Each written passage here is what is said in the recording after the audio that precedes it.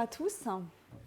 Alors, dans la suite des travaux qui vont vous être présentés ce matin, donc, Isabelle et Édouard en fait, se sont intéressés plus particulièrement à l'analyse des chocs macroéconomiques et de l'instabilité à court terme, les fluctuations plutôt sur le court terme. Moi, ce qui m'intéresse et les travaux que je mène sont portés plutôt sur la croissance, donc les dynamiques à plus long terme de l'économie, et en particulier au rôle des entreprises dans cette croissance à long terme. Alors, pour comprendre comment réfléchir à la responsabilité au rôle des entreprises dans la croissance, on peut partir d'un constat qui est assez simple, qui est le modèle de croissance en fait, qu'on hérite du XXe siècle. Il s'est révélé doublement insoutenable. Premièrement parce qu'il a été facteur de nombreuses crises économiques et financières et aussi responsable d'une explosion assez spectaculaire des inégalités qui est documentée maintenant depuis pas mal d'années. Si vous prenez un chiffre assez basique sur des données moyennes en Europe, les 20% les plus riches gagnent 5 fois plus que les 20% les plus pauvres. Et cette proportion-là s'est aggravée en fait, depuis ces dernières décennies de manière assez frappante sans que ça se diffuse correctement de manière stable à tous les échelons de la population. Ça, c'est un premier facteur d'inégalité, d'instabilité majeure. Quand on sait que la crise économique et financière de 2008, son épicentre, c'est le secteur de l'immobilier, c'est dans les secteurs où il y a eu le plus d'aggravation des inégalités, que l'endettement des ménages et le surendettement des ménages a explosé, on voit l'impact que ça peut avoir à long terme. Mais le modèle de croissance qu'on hérite, il est aussi évidemment insoutenable en raison des déséquilibres majeurs en matière environnementale et de la crise écologique qu'on connaît et qui est très bien documentée aujourd'hui. Je vous ai repris ici un graphique qui est tiré des travaux du GIEC. Ce qu'on peut voir, c'est que le réchauffement planétaire est indéniable et particulièrement frappant sur ces dernières décennies. Donc on voit voilà, des phénomènes économiques et écologiques qui sont concomitants. Bien sûr que les causes de ces crises économiques d'un côté, écologiques de l'autre sont différentes, mais quand on se penche un peu plus finement dessus, on s'aperçoit en fait qu'elles partagent une cause commune, même si les phénomènes en cause sont différents. Et la principale responsable, c'est la mauvaise allocation des capitaux dans des secteurs qui sont prédateurs sur les ressources écologiques, environnementales, mais aussi en matière financière, avec des comportements irresponsables dans de nombreux secteurs, l'immobilier, la finance, etc. Donc un certain nombre de dénominateurs communs de ce modèle de croissance nous invitent évidemment à s'interroger sur comment en sortir, comment passer et faire une transition vers un modèle un peu plus durable et un peu moins insoutenable. Et c'est l'objectif de mes travaux de recherche que de réfléchir à ces enjeux à long terme. Il se trouve que si on veut limiter et contenir le réchauffement climatique à 2 degrés, qui est le seuil qui est communément admis au-delà duquel les désastres seraient difficilement gérables, ça veut dire qu'il faut diviser les émissions de gaz à effet de serre, en particulier de CO2, par 2 ou par 3 à l'échelle de la planète, voire par 4 ou par 5 dans les pays développés.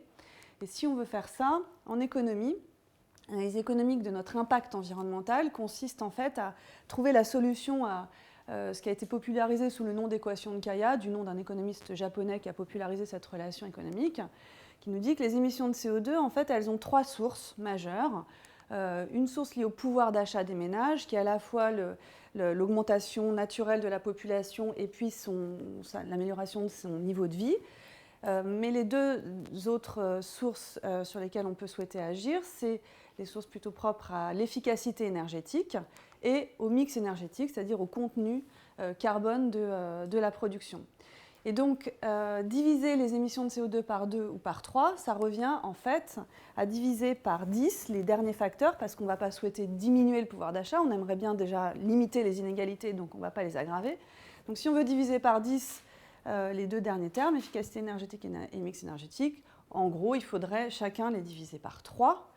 Or, si vous prenez les données récentes, donc depuis les années 70, donc ce graphique représente les différents facteurs, le contenu énergétique et le mix énergétique, on s'aperçoit que non seulement on est loin d'être sur une pente décroissante, mais qu'on a encore plus d'efforts à faire que simplement les diviser par 3, parce que le trend déjà est croissant sur les dernières décennies. Donc, on va dire les efforts à fournir sont assez importants, puisqu'on est loin d'être sur la bonne trajectoire. Alors, quel est le principal levier? Évidemment, c'est l'action publique. Il faut mettre en œuvre des politiques publiques ambitieuses pour contenir ce réchauffement climatique et essayer d'apporter des réponses conjointes aux difficultés économiques et écologiques. Mais le problème, c'est que cette action publique, elle est régulièrement confrontée à un certain nombre de difficultés, que ce soit des difficultés en termes d'acceptabilité sociale. L'acceptabilité sociale des politiques environnementales est compliquée. Je ne sais pas si vous vous souvenez des difficultés de manifestation qu'il y a eu à l'époque de les projets sur l'écotaxe poids lourds en 2013, dont on sait aujourd'hui le coût économique d'avoir abandonné cette mesure-là. Donc ces problèmes-là sont récurrents. Ils ne sont pas spécifiques à la France, mais ils sont particulièrement importants en France. Et puis, difficulté aussi en termes de marge de manœuvre budgétaire. C'est compliqué aussi de trouver les moyens financiers en période de crise, comme on la connaît aujourd'hui.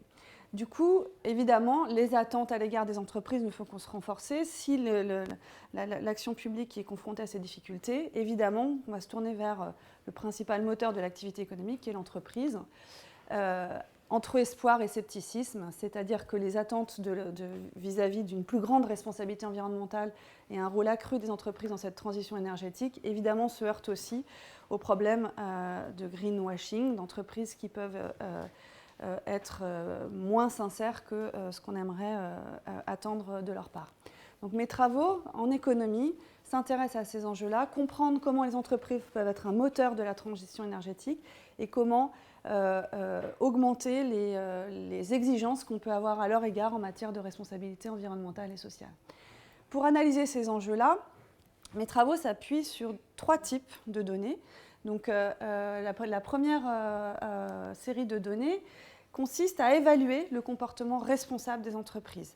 En général, la responsabilité environnementale et sociale, on a coutume de l'appréhender à travers 3 grands facteurs. La dimension environnementale, ce dont j'ai déjà parlé avec l'équation de Kaya, donc le mix énergétique, l'efficacité énergétique des entreprises. La dimension sociale, tout ce qui est emploi, dialogue social, conditions de travail, santé aussi, hygiène et sécurité. Et puis la dimension gouvernance, qui s'intéresse à l'organisation un peu en haut de la hiérarchie des entreprises, à la question de la rémunération, de la composition et des décisions du conseil d'administration, mais aussi aux politiques de diversité dans l'entreprise. Pour appréhender cette plus grande responsabilité environnementale et sociale, plusieurs types de données sont disponibles. La première, et c'est une des parties de mes travaux de recherche, s'appuie sur des données d'agences de notation. Il y a des agences qui sont spécialisées dans l'évaluation de la performance environnementale et sociale des entreprises. Et donc, les premières séries de travaux que j'ai menées s'intéressent à l'impact de cette responsabilité sur la performance des entreprises. Est-ce que finalement être plus responsable, comment montrer que c'est un levier de transition énergétique? Il suffit de montrer que c'est un levier de croissance et de compétitivité des entreprises. Si vous arrivez à démontrer que les entreprises les plus responsables sont aussi celles les plus profitables, alors le pari de la transformation écologique est gagné. Reste aux entreprises évidemment à entamer ces démarches et à améliorer leur compétitivité via la responsabilité environnementale et sociale. Donc, la première série de données que j'ai utilisées, c'est des données d'agences de notation produites et mises à disposition par l'agence Vigeo, qui montrent 3 résultats majeurs en fait. Donc on s'est intéressé au rôle de la crise. Est-ce que les entreprises les plus responsables sont plus résilientes en fait en période de crise? Et effectivement, la crise a renforcé l'importance des enjeux environnementaux et sociaux pour les entreprises. Par ailleurs, on a essayé de comprendre, vous avez vu que c'était des dimensions quand même très différentes, l'environnement, le social, la gouvernance. Potentiellement, toutes les pratiques managériales de l'entreprise peuvent être considérées comme des pratiques en matière de responsabilité environnementale et sociale. Et donc, on a essayé d'identifier avec mes co-auteurs comment les entreprises répondent aux attentes, comment elles combinent ces différents indicateurs de performance environnementale et sociale. Et on s'est rendu compte que en matière de performance et de responsabilité, ce qui était le plus payant, c'est de répondre aux attentes des parties prenantes directes, les salariés, les clients, les fournisseurs, mais aussi aux attentes des parties prenantes indirectes, l'environnement, les droits de l'homme, les sous-traitants. Et le dernier résultat, évidemment, c'est que les attentes sont contradictoires et que c'est compliqué. S'il suffisait de mettre tous ses œufs dans le même panier, s'il suffisait de dire c'est super, on va tous être responsables sur toutes les dimensions, les entreprises le feraient. Mais il y a des attentes qui peuvent être conflictuelles, contradictoires et conflictuelles. Ce n'est pas la même chose d'avoir un programme généreux en matière d'organisation du travail ou d'efficacité énergétique. Il faut faire des arbitrages, des choix, et les entreprises font face souvent à des dilemmes qui ne sont pas simples à résoudre. Ce n'est pas toujours de la mauvaise foi. Ou un manque de sincérité. Donc ça, c'est une première série de résultats sur des données d'agences de notation, donc qui portent un jugement un peu qualitatif. Ce qui m'intéresse aussi, c'est d'avoir accès à des données qui sont un peu plus empiriques, enfin des données plus expérimentales en fait. Donc j'ai utilisé pour ça une méthode qui est assez originale en économie, qui est l'économie expérimentale, qui consiste en fait, c'est une méthode très codifiée, très balisée, qui consiste à mettre les individus en position de décision économique, de prendre des décisions économiques dans un environnement qui est contrôlé. L'intérêt des données expérimentales, c'est qu'on contrôle tous les facteurs externes dans la prise de décision économique et on met le curseur sur la décision qui nous intéresse. Donc pour ça, à l'École Polytechnique, on a la chance d'avoir un laboratoire d'économie expérimentale. Et les données que j'ai utilisées consistaient à prendre des investisseurs, des gens, donc c'est sur une expérience sur le terrain.